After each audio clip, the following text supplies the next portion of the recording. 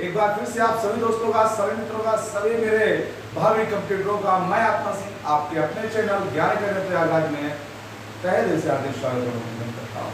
आ जाइए सब लोग भाई और जुड़िए मेरे साथ एक बार फिर से आपके अपने लक्ष्य बैच के साथ और मेरे साथ जो है इस हिंदी सुपर सीरीज के ये सुनहरे बेहतरीन क्वेश्चनों की श्रृंखला को आगे बढ़ाते हैं। ठीक है, आप लोग बिल्कुल रेडी हो जाइए। सभी लोग जो मेरे नए व्यूअर्स हैं उन लोगों से कहूँगा कि आप लोग चैनल को सब्सक्राइब कर लें और ज़्यादा से ज़्यादा चैनल को शेयर कर दें, है ना, वीडियो को शेयर कर दें, ताकि जो भी आपके भाई बंधु या जो भी रिलेशन के हैं या मित्र हैं उनको भी इसका बेनिफिट मिल सके। या जो सीरीज है हिंदी की, ये चाहे यूपी पेट के लिए हो, अदरवाइज ARO हो, अदरवाइज दरोगा के लिए या पुलिस के लिए हो, सभी के लिए बेहतरीन सफिशिएंट कलेक्शन के साथ है। आप सभी लोग बेहतरीन तरीके से तैयारी कर सकते हैं। इसमें से मैं आप लोगों से यही कहूँगा कि आप लोग एक बार इसको वीडियो को पूरा देखिए, एनालिसिस कीजिए, फिर मेरे साथ आप लोग लगिएगा। ठीक है, और मेरे जो भी पुराने व्यूअर्स हैं उनसे सबसे कहूँगा कि ज़्यादा से ज़्यादा लोगों तक इसको शेयर कर दें और आप लोग जो है बिल्कुल इत्मीनान से आधे घंटे 1 घंटे मेरे साथ रहें और इसके बाद देखते हैं कि आपको क्या मिला क्या नहीं मिला। ओके, और स्किप नहीं करिएगा, वीडियो को पूरा देखिए क्योंकि वीडियो के मिड में ही इंपॉर्टेंट पॉइंट दिए जाते हैं। Okay, thank you. चलिए स्टार्ट करते हैं बिना किसी लेट गति के। चलिए आइए, दिया गया पहला क्वेश्चन आपके सामने है कि जिन अवयवों का संबंध वाक्य से नहीं वक्ता के हर्ष शोक आदि भावों से होता है वो क्या होते हैं। मतलब ध्यान दीजिएगा, वक्ता के हर्ष या शोक आदि भावों से होता है उसे क्या कहा जाता है। तो आप बताइएगा, उसे विस्मयादि बोधक अवयव कहेंगे, संबंध सूचक अवयव कहेंगे, क्रिया विशेषण कहेंगे, समुच्चय बोधक अव्यय कहेंगे। अब मुझे बताओ कौन सा अव्यय कहा जाएगा। तो अब देखिएगा मेरे दोस्त, इसमें अगर किसी को ज्यादा हर्ष हो गया, देख ले भाई कितना खुश नजर आ रहा है, क्या हुआ, कोई दिक्कत हो गई क्या, ये विस्मय वाली बात। देखो भाई वो कितना हंस रहा है, क्या बात है भाई, बहुत हंस रहा है, कोई मुंह लटका के जा रहा है, क्या दिक्कत है भाई, क्या हो गया। विस्मय मतलब आपको एकदम आश्चर्य होता है। विस्मयादि बोधक है, ये कौन सा अवयव है, विस्मयादि बोधक अवयव मेरे दोस्त, ध्यान रखिएगा, विस्मयादि बोधक अव्यय है। ओके, चलेगा। क्वेश्चन नंबर नेक्स्ट में चलते हैं, बढ़ेंगे क्वेश्चन नंबर नेक्स्ट में। कहा गया यहाँ पर क्या ने का प्रयोग किस कारक के साथ होता है। तो आप लोगों को पता होगा, कारक चिन्ह तो जानते हैं ना, प्रथमा कर्ता ने, मतलब ये कर्ता कारक है और ये इसका चिन्ह है। तो ने का प्रयोग किस कारक के साथ होता है, तो कर्ता के साथ होता है। देखिए द्वितीय क्या होता है, द्वितीय कर्म को, है ना, तृतीय क्या होता है, तृतीय करण से द्वारा। ओके, क्लियर एकदम। चलो आगे क्या होता है, ये चतुर्थे संप्रदान के लिए, ये चतुर्थी होता है, चतुर्थे संप्रदान के लिए, ठीक ना। चलिए और ध्यान, ओके चलेगा। क्वेश्चन नंबर नेक्स्ट की तरफ चलते हैं बाबू। क्वेश्चन नंबर अगला आपके सामने है, इसको ध्यान से पढ़िएगा और बताइएगा। बताइए इसमें क्या दिया गया, दिया गया है कि निम्नलिखित में से कौन सा जोड़ा सही नहीं है। तो बताइएगा कौन सा जोड़ा सही नहीं है। तो बताइए, बेटी बेटियां होता है, श्रोता श्रोतागण होता है, बधू बधुए होते, दिव्या दिव्ये, ये क्या होता है। मतलब इसमें जोड़ा जो नहीं सही लग रहा, वो कौन सा जोड़ा नहीं सही है, वो दिव्या वाला नहीं है। दिव्या दिव्या, ये दिव्ये, ये क्या होता है। बकरी शब्द का पुल्लिंग रूप कौन सा होता है, बकरी शब्द का पुल्लिंग क्या होता है आपको बताना है। बकरी का, तो बकरी का क्या होता है, भेड़, नर बकरियां, बकरियां या बकरा। तो सब जानते हैं आप लोग, बकरी का पुल्लिंग क्या हो जाएगा, बकरा हो जाएगा। बकरी का पुल्लिंग बकरा हो जाएगा। ओके, आगे चलते हैं क्वेश्चन नंबर नेक्स्ट की तरफ। क्वेश्चन नंबर अगला क्या कहता है, इसको ध्यान से देखिए। कन्नौजी हिंदी के किस उपभाषा की एक बोली है। अब बताइए, कन्नौजी हिंदी की किस उपभाषा की एक बोली है। आप बताइए यहाँ पर पूर्वी हिंदी, पश्चिमी हिंदी, राजस्थानी हिंदी, पहाड़ी हिंदी, तो कौन सी हिंदी की बोली है? पश्चिमी हिंदी की है कि पूर्वी हिंदी की है, राजस्थानी हिंदी की या पहाड़ी हिंदी की? सभी लोग कमेंट करके इसका जवाब देंगे भाई, सभी लोग कमेंट करिएगा, सभी लोग कमेंट करके इसका जवाब देंगे, सब लोग।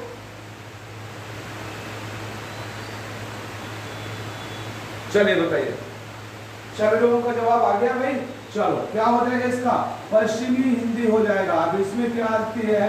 ब्रज भाषा आ जाती है, कन्नौजी आ जाती है, कन्नौजी है ना, कन्नौजी आ जाती है, और इसके बाद क्या हरियाणवी आ जाती है, हरियाणवी आ जाती है, इसमें खड़ी बोली आ जाती है, तो ध्यान दीजिएगा खड़ी बोली भी इसमें आ जाती है। ये सब पश्चिमी के साथ है। कौन किसके साथ है? पश्चिमी हिंदी के साथ। कौन कौन से ब्रज हो गए? कन्नौजी, हरियाणवी, खड़ी, ये सब किसके साथ है? ये सब के सब किसके साथ आते हैं? पश्चिमी हिंदी के साथ आते हैं। अगला देखिएगा, उसने पढ़ लिया होगा कैसा वाक्य है? कहा गया उसने पढ़ लिया होगा। कौन पढ़ा कौन नहीं पढ़ा आपको कैसे पता कि पढ़ा है कि नहीं पढ़ा? बताओ। उसने पढ़ लिया होगा। अब आप मुझे बताओ इसका जवाब क्या हो जाएगा? क्योंकि उसने पढ़ लिया होगा। अब कंफर्मेशन है आपके पास? नहीं है ना कि उसने पढ़ा है कि नहीं पढ़ा। आप कह रहे हो उसने पढ़ लिया होगा, मतलब भ्रम विमान एकदम संदेह हुआ है। यहाँ पर क्या हुआ है? संदेहवाचक है, ये बिल्कुल संदेहवाचक है कि उसने पढ़ लिया होगा कैसा वाक्य है, मतलब ये संदेहवाचक वाक्य हो जाएगा। आगे चलेगा क्वेश्चन नंबर नेक्स्ट की तरफ। अगला क्वेश्चन क्या कहता है? पुनर्जन्म का संधि विच्छेद क्या होगा? बताओ भाई, पुनर्जन्म का संधि विच्छेद क्या हो जाएगा? पुनर् प्लस जन्म, पूत प्लस नरजन्म, पुनः प्लस जन्म, पुनर् प्लस आजन्म। तो अब बताइएगा बाबू, पहली बात तो ये विसर्ग संधि है। कौन सी है? विसर्ग संधि है, ये याद रखना आपको, है ना, विसर्ग संधि है। और मैंने आपको एक बात बताया था यहाँ पर क्या कि अगर देखिए यहाँ पर पुनः, यहाँ पर आंसर क्या हो जाएगा? Answer number C, answer number C is the right answer. तो ना में विसर्ग है, फिर इसके बाद क्या है? जन्म है ना। तो ये क्या होता है? जा होता है घोषवर्ण। अगर कोई घोषवर्ण आ जाता है विसर्ग के बाद तो वो रा में कन्वर्ट हो जाता है। ये क्या हो जाएगा? ये हो जाता है पुनर्जन्म। क्या हो जाता है? पुनर्जन्म में, सॉरी ये पुनर्जन्म में कन्वर्ट हो जाता है। किसमें कन्वर्ट हो जाएगा? पुनर्जन्म में कन्वर्ट हो जाएगा, मतलब रा आ जाएगा। जो विसर्ग हटेगा तो उसकी जगह रा आ जाएगा, क्योंकि इधर ये पहला शब्द जो है वो क्या है? अब घोष शब्द है, ठीक है, घोष शब्द है। निम्न में संयुक्त स्वर कौन सा है? अब आपको बताना, ऊ, बड़ा ऊ, छोटा ऊ, ई, ये संयुक्त स्वर है। आप लोग कमेंट करके जवाब दें, क्या ये संयुक्त स्वर है? ये संयुक्त स्वर है कि नहीं है? बताओ, तुरंत बताओ आप लोग, ये संयुक्त स्वर है कि नहीं है? बताइए। चलिए, कौन सा है इसमें संयुक्त स्वर?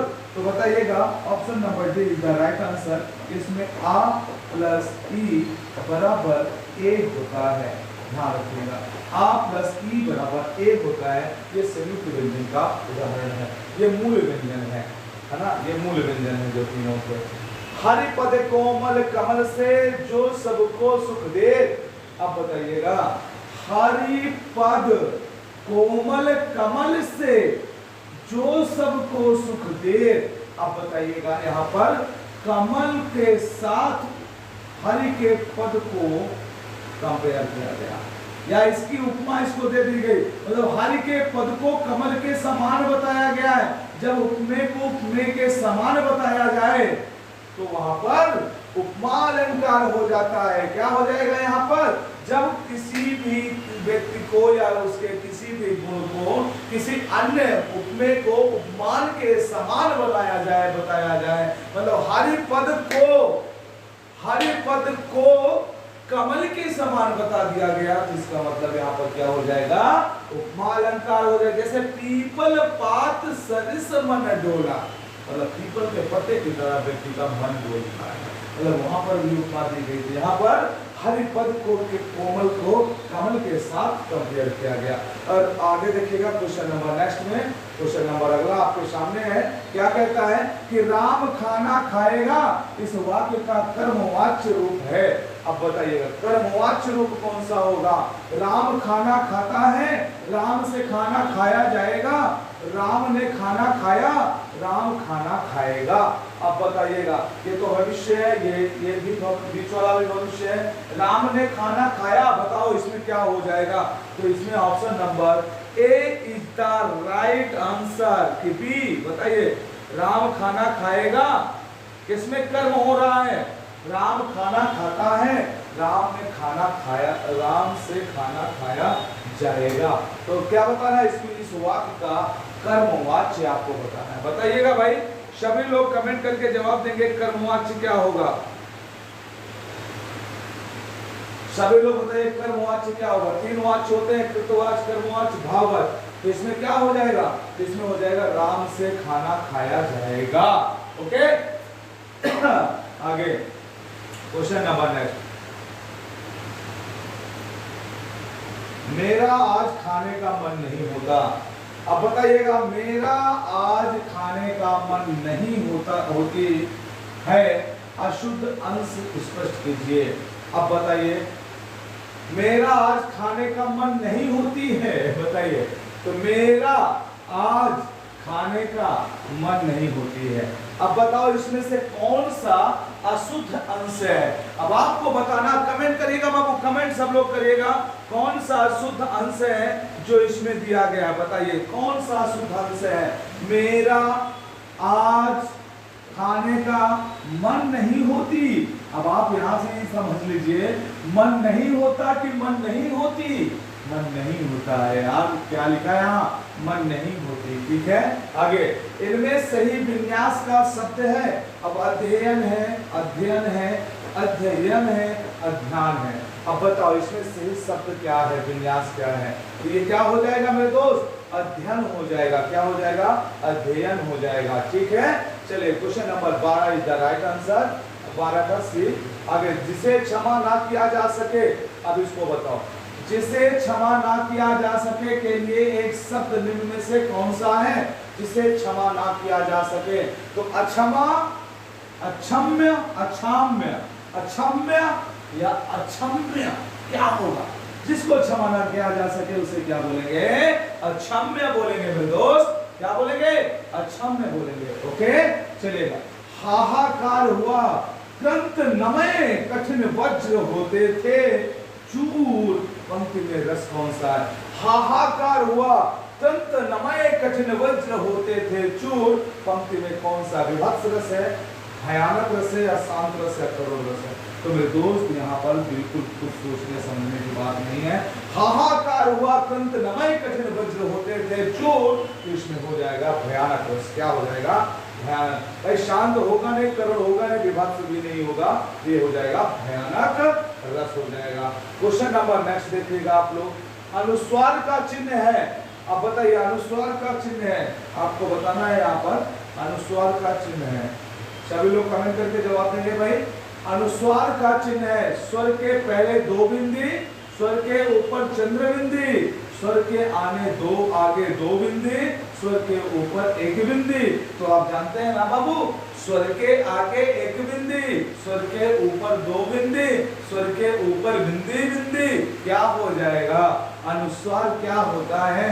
अनुस्वार ये होता है, अनुस्वार ये है अन्न, है ना, आहा नहीं है। अनुस्वार क्या है? अन्न है। तो क्या हो जाएगा? स्वर के ऊपर 1 बिंदी, क्या हो जाएगा? स्वर के ऊपर 1 बिंदी जो होता है वो अनुस्वार हो जाता है। ठीक है आगे बढ़ते हैं। हिमालय के लिए सही शल्य विच्छेद बताओ। हेमदानालय बहुत पुराना हो गया, बचपन से लोग पढ़ते आए हैं। हेमधन आलय, छोटा आ प्लस बड़ा आ बराबर बड़ा आ, इसका मतलब दीर्घ स्वर संधि है। दीर्घ स्वर दीर्घ संधि है। ठीक है दीर्घ संधि है। ओके चलिए हिमालय हो गया। आगे चलते हैं क्वेश्चन नंबर नेक्स्ट की तरफ। स्त्री के लिए सही पर्यायवाची वाले शब्दों की पंक्ति को बताना है। बताइएगा स्त्री के लिए सही पर्यायवाची वाले शब्दों की पंक्ति को चुनिए। तो कहा गया क्रिया वनिता नारी, त्रिया धनिता नारी, त्रिया पनिता नारी, प्रिया वनिता नारी, आप बताइए प्रिया वनिता नारी, प्रिया वनिता नारी, प्रिया वनिता नारी, और कौन सी नारी? प्रिया वनिता नारी कौन सी नारी है भाई? नारियों का पर्यायवाची बताओ भाई। नारी यहाँ पर क्या है? स्त्री की पर्यायवाची बताना। तो मेरे दोस्त option number A is the right answer. A for America, Priya Vanita Nari is the right answer this question. आगे चलिए क्वेश्चन नंबर नेक्स्ट पे। व्यभिचारी भाव को संचारी भाव कहते हैं, कारण है।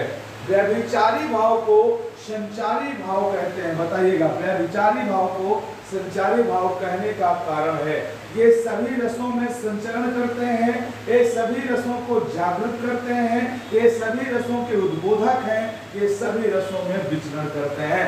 देखिएगा ठीक से ऑप्शन देख करके आप लोग जवाब करिएगा। क्वेश्चन नंबर 18 का आप लोग सभी लोग जवाब करेंगे, सभी लोग बताएंगे, सभी मेरे मित्र बताएंगे, ठीक है? सभी लोग बताएंगे।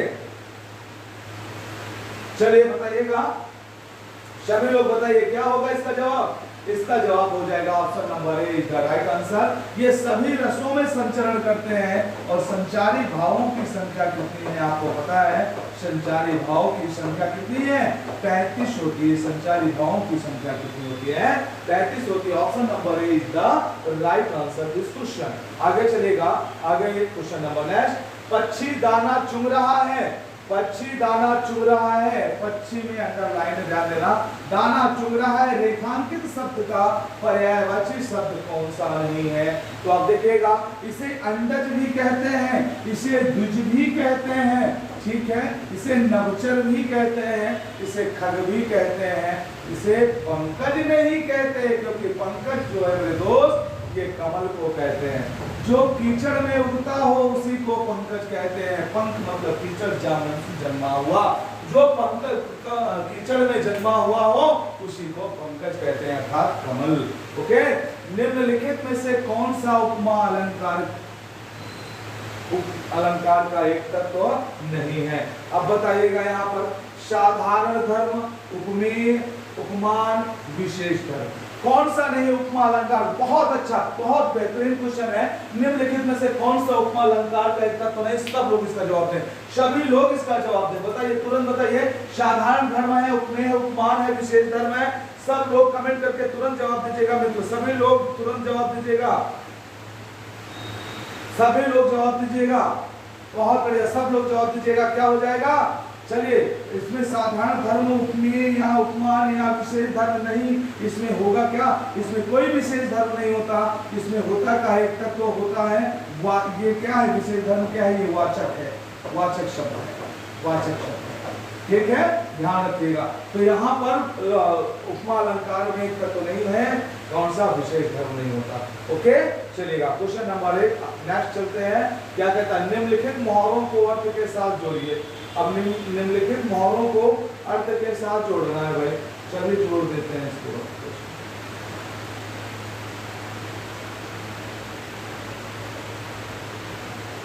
दिखने लगा होगा, अब तो दिख रहा होगा।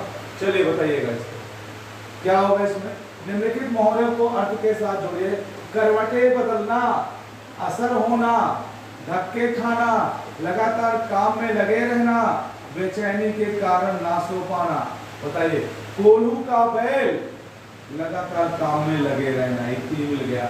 हवा लगना, ठोकरे खाना, ठोकरे खाना मतलब धक्के खाना, ये मिल गया। अब 2 बचे हैं।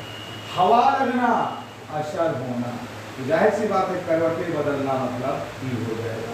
तो पहले क्या हो जाएगा? 1 का बड़ी, ठीक है, फिर 2 का छोटी, 3 का छोटा, 4 का बड़ा। Option number B is the right answer this question. Okay, option number B is the right answer, इसका बिल्कुल सही जवाब है ऑप्शन नंबर बी, इसका क्वेश्चन नंबर 22 का। आगे चलेंगे क्वेश्चन नंबर नेक्स्ट की तरफ। अब देखिएगा इसको क्या कहता है, ये ध्यान से देखिए, सभी लोग जवाब दीजिएगा।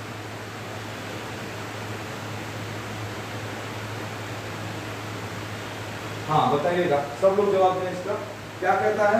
कहा गया कि मुहावरे लोकोक्तियों का प्रयोग भाषा को अलंकृत करता है, भाषिक अभिव्यक्ति को प्रभावी करता है। भाषा शिक्षण का एकमात्र उद्देश्य है दूसरों को प्रभावित करने का सरल तरीका है। बताइएगा क्या होगा? जो लोकोक्तियां होती हैं, लोग मुहावरे छोड़ते हैं, कहते हैं अधजल गगरी छलकत जाए, बोलते हैं ना अधजल गगरी छलकत जाए, है ना?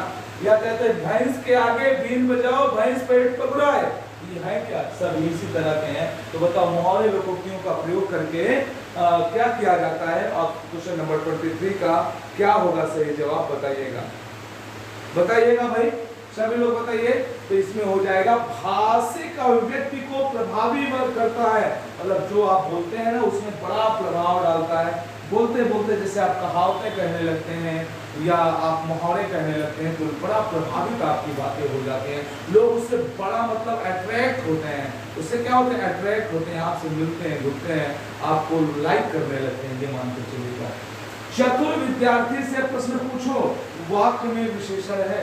अब बताइएगा, चतुर विद्यार्थी से प्रश्न पूछो, विद्यार्थी ये तो हो नहीं सकता, प्रश्न चतुर पूछो, इसमें कौन सा है विशेषण बताइएगा। क्वेश्चन नंबर 24 का क्या होगा जवाब बाबू? सब लोग इसका जवाब दीजिएगा। 24 का क्या होगा जवाब बताइएगा, सभी लोग बताएं। जानते होंगे, सभी जानते होंगे, सभी लोगों को पता होगा। बताओ इसका क्या हो जाएगा जवाब? सभी लोग इसका जवाब देंगे, सब लोग दीजिए। Option number C is the right answer. चतुर क्या है? उसकी विशेषता है। चतुर क्या है? उसकी विशेषता है। यहाँ पर उसकी ये विशेषता दी गई है चतुर के रूप में, ठीक है। आगे देखिएगा क्वेश्चन नंबर नेक्स्ट। चंद्रगुप्त नाटक के रचयिता हैं। अब चंद्रगुप्त नाटक को किसने लिखा? आप लोग कमेंट करके सभी लोग जवाब दीजिएगा। सभी मेरे मित्र इसका जवाब देंगे, कमेंट करके सभी लोग जवाब दीजिएगा। बताइए, सभी लोग जवाब दीजिएगा। चंद्रगुप्त नाटक के रचयिता कौन है? भारतेंदु हरिश्चंद्र है, जयशंकर प्रसाद, मोहन राकेश, भीष्म साहनी, कौन है बताइएगा। सभी लोग कमेंट करिएगा, इसको जवाब दीजिएगा, सब लोग जवाब दीजिएगा। क्वेश्चन नंबर 25 का क्या होगा आंसर बताइएगा।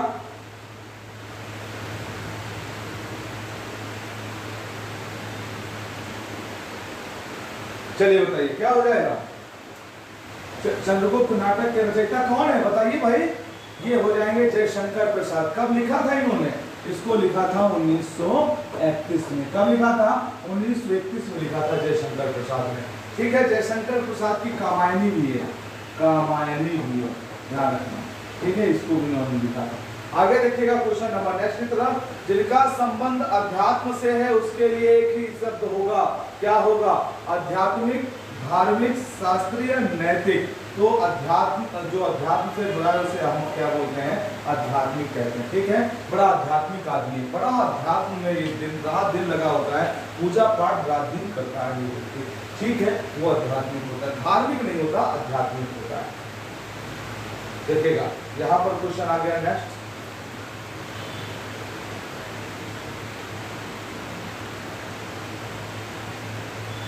चलेगा, जवाब दीजिएगा। क्वेश्चन नंबर नेक्स्ट क्या कहता है? कहता है, हाँ क्या कहता है, ध्यान दीजिए। सूची 1 सूची 2 को जोड़ना है। सुस्त का क्या हो जाएगा? सुस्त का क्या हो जाएगा? शब्दों को सुमिलित करना है। सुस्त का क्या हो जाएगा? स्थूल का तो हो जाएगा सूक्ष्म, सुस्त का हो जाएगा चुस्त, है ना। जटिल का हो जाएगा सरल, आदान का हो जाएगा प्रदान। मिल तो गया भाई। सुस्त ए का ई बड़ी, यही तो है ये केवल, ये हो जाएगा। Option number D is the right answer this question. बिल्कुल ये सही आंसर नंबर डी इसका राइट आंसर। ओके चलेगा। क्वेश्चन नंबर नेक्स्ट में अगला देखिएगा। यहाँ पर क्या दिया है इसको ध्यान से देखेंगे, जवाब देंगे। सभी लोग ध्यान से देखिए और इसका जवाब देंगे। चलिए बताइएगा क्या कह रहा है। कह रहा है हस्तलिखित का सही समासिक विग्रह निम्न में से कौन सा है। अब हाथ पर लिखित, हाथ से लिखित, हाथ के लिए लिखित, हाथ में लिखित। हस्तलिखित का मतलब होता है समासिक विग्रह हाथ से लिखित। हस्तलिखित का मतलब हाथ से लिखित, है ना। ये होगा इसका समासिक विग्रह। और अगर इसके आधार पर हम देखें तो ये क्या हो जाएगा? तत्पुरुष समास हो जाएगा। तत्पुरुष समास हो जाएगा। और उसका कौन सा हो जाएगा? प्रथमाकर्ता ने द्वितीयकरण को तृतीयकरण से द्वारा, है ना, मतलब करण हो जाएगा, करण हो जाएगा। ठीक है, हाथ से लिखित है। ओके, तत्पुरुष है। आगे देखिएगा यहाँ पर गौरव और लाघव से वही संबंध है जो नकल का किससे है।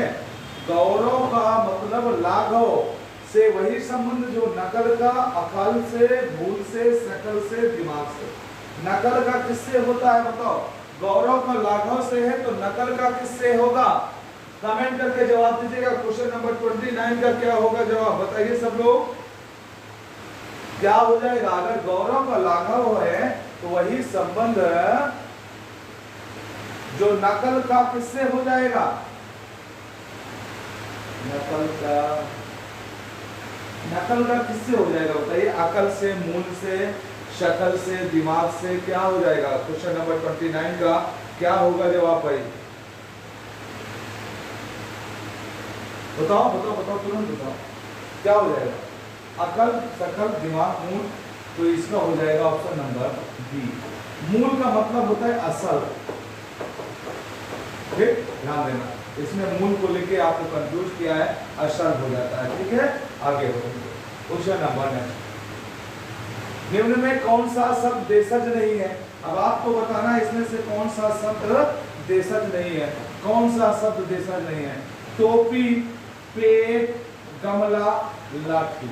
अब आपको बताना है इसमें कौन सा जो है वो देशज नहीं।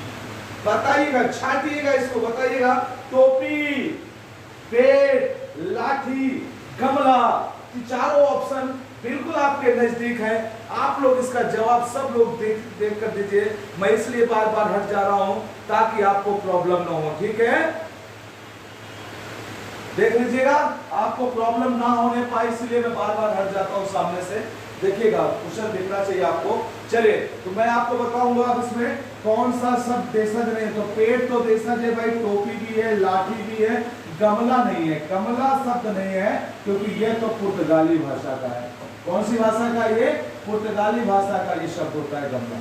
ठीक है, आगे बढ़ते हैं। 31 में चलते हैं, क्वेश्चन नंबर 31 की तरफ। क्या कहता है 31 क्वेश्चन नंबर, कहता है कि बी उपसर्ग से बना शब्द निम्न में से कौन सा है। उपसर्ग पहले लगता है, ध्यान रखना। तो बहन हो जाएगा, भीम हो जाएगा, बियर हो जाएगा, या विमुख हो जाएगा। तो साफ साफ दिख रहा है कि विमुख हो जाएगा। मुख में भी लग गया तो विमुख हो गया। ठीक है, चलेगा। क्वेश्चन नंबर नेक्स्ट में, राम नाम की लूट है, लूट सके तो लूट। इस पंक्ति में के दोनों चरणों में कुल मिलाकर कितनी मात्राएं हैं। तो आप बताइएगा। राम नाम की लूट है, लूट सके तो लूट। ठीक है, तो इस पंक्ति में दोनों चरणों में कुल मिलाकर कितनी मात्राएं हैं बताना है। तो मात्रा लगाना आना चाहिए आपको। राम, राम में बड़ा, एक, एक, फिर दो, फिर एक, फिर दो, फिर दो, फिर एक, फिर दो, फिर दो, फिर एक, फिर एक, फिर एक, फिर दो, फिर दो, फिर दो, फिर एक। कितना हो गए भाई, 2 3 2 5 5 6 2 6 2 8 2 10 11 11 2 13 13 2 15 16 17 17 2 19 19 2 22 19 2 21 21 22 23 23 24 24 second. Option number A is the right answer हो जाएगा। कितना हो जाएगा, 24 हो जाएगा। ओके, चलेगा। क्वेश्चन नंबर नेक्स्ट में कहता है हिंदी में शब्दों के बाद जोड़ने वाले शब्दांशों को, हिंदी में शब्दों के बाद जोड़ने वाले शब्दांशों को क्या कहते हैं। ध्यान दीजिए, शब्दांशों को क्या कहा जाता है। सर्वनाम कहते हैं, परसर्ग कहेंगे, संज्ञा कहेंगे, विशेषण कहेंगे। तुरंत क्विक जवाब आना चाहिए। बढ़िया जबरदस्त क्वेश्चन है भाई। क्या कहेंगे, सर्वनाम कहें, परसर्ग कहें, संज्ञा कहें और विशेषण कहें। क्वेश्चन नंबर 33 का क्या होगा जवाब। सभी लोग कमेंट करके मुझे जवाब दीजिएगा भाई। सब लोग कमेंट करके जवाब देंगे, तुरंत दीजिएगा। चलिए चलिए बताइएगा क्या होता है। हिंदी में शब्दों के बाद जोड़ने वाले शब्दांशों को क्या कहा जाता है। देखिएगा, हिंदी में शब्दों के बाद कोई भी शब्द लिखा है, जैसे सपोज करो आत्मा, मैं अपना नाम लिख दिया आत्मा, मैं एक शब्द हो गया। आत्मा ने शिशिर को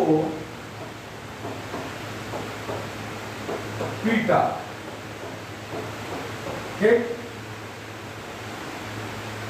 या पवन ने कैमरा खरीदा। ठीक है, अब देखो यहां पर पवन ने कैमरा खरीदा। अब यहां पर ध्यान से देखिएगा आप लोग। ठीक है, अब देखिए आत्मा ने शिशिर को पीटा। अब मैंने पीटा उसको, क्यों पीटा? तो आत्मा एक शब्द है, उसके बाद कौन जोड़ रहा है शिशिर के साथ? शिशिर के साथ जोड़ कौन रहा है? ने जोड़ रहा है, ने जोड़ रहा है, ने जोड़ रहा है। मतलब ये क्या होता है? परसर्ग होता है। क्या बोलेंगे इसको? परसर्ग होता है। ये कारक होते हैं जो जोड़ते हैं हमको, परसर्ग कहा जाता है। इनको क्या कहते हैं? परसर्ग कहते हैं। ठीक है, इनको क्या कहते हैं? परसर्ग कहते हैं। जैसे कहा गया पवन ने कैमरा खरीदा, तो पवन एक शब्द है, ये संज्ञा है, इसके बाद इसको कैमरे के साथ जोड़ कौन रहा है? ने जोड़ रहा है बाबू, ने जोड़ रहा है। तो ये एक परसर्ग है, मतलब जो बाद में जोड़े किसी शब्द के। हिंदी में शब्दों के बाद जोड़ने वाले शब्दांशों को, ये अंश है, शब्दों के अंश है, को क्या कहते हैं? तो परसर्ग कहा जाता है। क्या बोलेंगे? परसर्ग कहेंगे। ओके, तो 33 का राइट आंसर हो जाएगा। Right answer number B is the right answer this question. ठीक है, आगे देखिएगा। क्रोध रूपी अग्नि, ध्यान से देखिए, बड़ा अग्नि अपनी चल रही है यहाँ पर। ठीक है, बच के रहिएगा सब लोग, बच के रहिएगा, बड़ा क्रोध है यहाँ पर। क्रोध रूपी अग्नि बराबर क्रोधाग्नि, यह कौन सा समास है? क्रोध रूपी अग्नि, अग्नि बराबर क्रोधाग्नि, या कौन सा समास है? बताइएगा सभी लोग, कमेंट करके बताएं। ये कर्मधारय है, द्वंद्व समास है, अव्ययी भाव समास है, बहुब्रीहि समास है। अब आप लोग सब लोग कमेंट करके देखिए, बहुत बेहतरीन ये समास पूछा है आपसे, बहुत जबरदस्त समास को पूछ रखा है भाई। बताइएगा इसमें कौन सा समास है? क्रोध रूपी अग्नि, क्रोधाग्नि, बताइएगा कौन सा हो जाएगा? तो इसमें क्या हो जाएगा बाबू? क्रोध रूपी अग्नि, मतलब क्रोध की तरह की अग्नि को धारण किए हुए में कर्मधारय हो जाएगा। क्या धारण किया है? क्रोध रूपी अग्नि, मतलब क्रोध भी है तो कैसा है? आग की तरह है, आग बबूला हो गया है। समझ में आया आप लोगों की ये बात? अगर आ गई हो तो लाइक कर दो मेरे दोस्त, लाइक कर दो। ठीक है, लाइक कर दो, शेयर कर दो और कमेंट जरूर करो। ओके, चैनल को सब्सक्राइब कर लीजिए और पूरा वीडियो देखिएगा, आगे देखिएगा। भाई इसमें क्या होता है? कर्म धारण करता है। द्वंद्व में क्या होता है? हाइफन, नहीं तो दोनों सेम होते हैं, जैसे रात दिन, बिल्कुल ये अपोजिट होते हैं। रात दिन ये बिल्कुल चल जाएगा, दोनों का महत्व होता है ना? मतलब धीरे धीरे नहीं होगा, धीरे धीरे नहीं होता है ये। ठीक है, कर्म धारण, क्योंकि एक ही तरह के शब्द ये होते हैं, धीरे धीरे नहीं होगी, या अव्ययी भाव हो जाएगा। बहुब्रीहि समास में क्या होता है? कोई दो शब्द मिलकर किसी तीसरे का अर्थ देते हैं, अव्ययी भाव समास कहलाते हैं। ठीक है, चलेगा, आगे देखते हैं। उत्थान का निम्न में से, उत्थान का निम्न में से कौन सा सही विलोम शब्द होगा? तो आपका हुआ उत्थान तो हो गया सामने वाले का पतन। मतलब आप उठे ऊपर गए तो ऊपर वाला आ गया नीचे। ठीक है, आने वाला है मेला, कोई उसमें जब झूलेंगे मेले में तो आप देखेंगे कोई जाएगा ऊपर तो कोई आएगा नीचे, कोई ऊपर तो कोई नीचे, ऐसे आएगा, है ना? तो क्या हो जाएगा? ये पतन हो जाएगा। क्या पतान नहीं होता ना, पाटन होता ना, पाटन होता है। ठीक है, पतन हो जाएगा। उत्थान शब्द का विलोम क्या हो जाएगा? पतन हो जाएगा मेरे दोस्त। आगे देखना, क्वेश्चन नंबर 9, कौन सा जोड़ा समरूपी भिन्नार्थक है? अब आपको बताना है कौन सा जोड़ा इसमें समरूपी भिन्नार्थक है। अवधि, अवधि, है ना? अनुचर, नौकर, है ना? आदि, अंत, मतलब ये तो अपोजिट हो गया एकदम। अभिनय, नाटक। अब आप बताओ, अवधि, अवधि, अवधि समरूपी भिन्नार्थक है, बताइए। अवधि और अवधि जोर दे रहा हूं मैं आपको, समझिएगा इस बात को, सभी लोगों को बता रहा हूं, इसको ध्यान से देखिएगा। क्वेश्चन नंबर नेक्स्ट को सब लोग ध्यान से देखेंगे, क्या हो जाएगा? अवधि, अवधि मतलब है कि नहीं समरूपी? बताओ, है समरूपी ना? तो देखिएगा अवधि का मतलब क्या होता है? समय होता है, समय होता है, समय सीमा, ये अवधि। ठीक है, और अवधि क्या होती है? भाषा होती है। अवधि क्या होती है? भाषा होती है। ठीक है, अनुचर नौकर होता है, अभिनय करने वाला नाटक कहलाता है, आदिकार ये विलोम हो जाता है। ठीक है, आगे आगे देखते हैं क्वेश्चन नंबर नेक्स्ट में ये दिया है, क्या बोल रहा है इसमें? पूरा खुल रहा नहीं है, पूरा तो खुल जाता है। क्वेश्चन नंबर 22, अरे रुको रुको रुको रुको, ये बहुत बड़ा क्वेश्चन है। बस इतने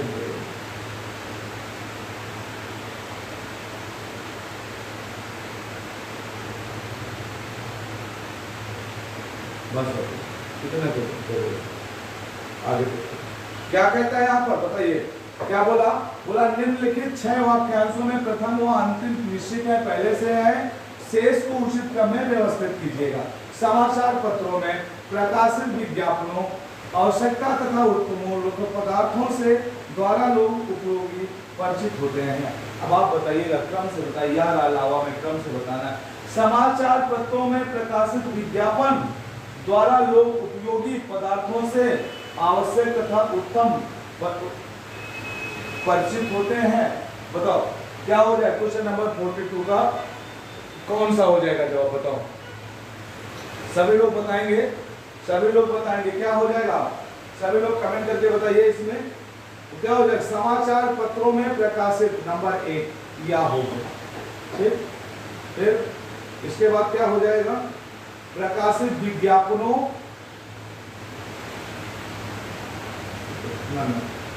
द्वारा लोग उपयोगी, वाह कर लीजिए, उपयोगी। फिर इसके बाद उपयोगी पदार्थों से या नहीं, आवश्यक तथा उत्तमोत्तम, अच्छा उपयोगी, आवश्यक तथा उत्तमोत्तम, ठीक है, रख लो यहाँ पर। फिर इसके बाद क्या कर लेंगे? रख लो यहाँ पर। फिर क्या कर लोगे? ला बचा ला कर लो, पदार्थों से परिचित होते हैं। हाँ ठीक है, या वा रा ला बिल्कुल सही आंसर है। या वा रा ला बिल्कुल, या वा रा ला is the right answer. Option number D is the right answer, ठीक है। क्वेश्चन नंबर नेक्स्ट, इसको देखिएगा क्या कहता है यहाँ पर। बोला है गोधूम शब्द है क्या? देशज है, विदेशज है, तत्सम है, तद्भव है। तो गोधूम क्या होता है? तत्सम होता है। गेहूं का तत्सम होता है। गेहूं का क्या होता है? ये तत्सम होता है। किस छंद के प्रथम 2 चरण दोहा छंद के और शेष 4 चरण रोला छंद के होते हैं? आप बताओ। बहुत बेहतरीन क्वेश्चन, क्या गजब का क्वेश्चन डाला है भाई, माशाअल्लाह। इसके लिए तो 1 लाइक बनता है, अपनी तरफ से मैं 1 लाइक इसको दूंगा। बहुत बेहतरीन क्वेश्चन है भाई। 44 क्वेश्चन नंबर 44 जो है, इसको आप बताइएगा, तुरंत जवाब दीजिएगा मेरे दोस्त, तुरंत इसका जवाब दीजिएगा, है ना? तुरंत इसका सभी लोग जवाब करेंगे, सब लोग जवाब करो भाई। इसको क्या कहेंगे? कुंडलियां कहेंगे, रोला कहेंगे, रोला या उल्लाला कहेंगे, छप्पे कहेंगे, क्या बोलेंगे बताइए? जिसके प्रथम 2 चरण दोहा हो, दोहा छंद के हो, बाद के 4 चरण रोला हो, तो दोहा और छंद, दोहा छंद और रोला छंद मिलाकर कुंडलियां बनता है मेरे दोस्त। क्या बनता है? कुंडलियां बनता है। यस, कुंडलियां बनता है, बिल्कुल। क्या बन जाता है? कुंडलियां बन जाता है। निम्न में से कौन सा शब्द तत्सम है? बताओ इसको। निम्न में से कौन सा शब्द तत्सम है? आलस्य, आम, आसरा, आर। अब बताओ, आग का अग्नि होता है, आम का आम्र होता है, आसरा का आश्रय होता है, आलस्य इसमें है। क्या होगा? आलस्य is the right answer this question. क्या हो जाएगा? क्वेश्चन नंबर 45 का जवाब क्या हो जाएगा बाबू? सभी लोग कमेंट करके बताइएगा क्या हो जाएगा? 45 का क्या हो जाएगा बताओ? सभी लोग कमेंट करके बताओ भाई। चलो क्या हो जाएगा? आलस्य हो जाएगा, ठीक है ना? वाक्य में त्रुटिपूर्ण भाग का चयन करना है। विकल्प दिया है ए बी सी से कीजिए, यदि कोई त्रुटि ना हो तो डी कीजिए। भाग का चयन कर। वीर सैनिक कहते हैं कि हम विद्रोही शत्रु का नाश करेंगे, कोई त्रुटि नहीं है। बताओ, वीर सैनिक कहते हैं, ठीक है, क्या कहते हैं? वीर सैनिक कहते हैं कि विद्रोही शत्रु का नाश करेंगे। अब यहाँ पर ये लिखने की क्या जरूरत थी? हम अरे जब वो कह दिए कि वीर सैनिक कहते हैं कि विद्रोही शत्रु है ना, यहाँ तक हम की जरूरत नहीं है कि विद्रोही शत्रु का नाश करेंगे। तो अब इसके बाद सब सही है, तो option number B is the wrong. क्या हो जाएगा? बी हो जाएगा, ठीक है, चलेगा, बी हो जाएगा। चलिए आज के लिए इतने हैं मेरे दोस्त, आज के लिए इतने क्वेश्चन। फिर मिलेंगे नेक्स्ट क्लास में। आपको सेशन कैसा लगा आप लोग कमेंट करके जरूर बताइएगा, आपके कमेंट का इंतजार करूंगा, आकांक्षी रहता हूं। और मेरे दोस्त जो नए व्यूअर्स हैं उनसे हाथ जोड़ के निवेदन है, आप लोग ज्यादा से ज्यादा चैनल को शेयर करिएगा, और जो अगर नए हैं तो चैनल को सब्सक्राइब कर लीजिएगा, बेल आइकन दबा लीजिएगा, बेल आइकन जरूर दबा लीजिएगा ताकि मेरे द्वारा कोई भी वीडियो आपका भेजे जाए तो वो तुरंत तत्काल आप तक पहुंच जाए। ओके, चलिए सब मैं ये आपसे अपेक्षा करूंगा आप पूरा वीडियो जरूर देखिएगा, इसमें बहुत कुछ आपको सीखने को मिलने वाला है। ठीक है, चलिए टेक केयर। बहुत अच्छे सब लोगों ने बहुत अच्छे से क्लास किया। आप सभी लोगों को थैंक यू वेरी मच। जय हिंद, जय भारत, बाय बाय।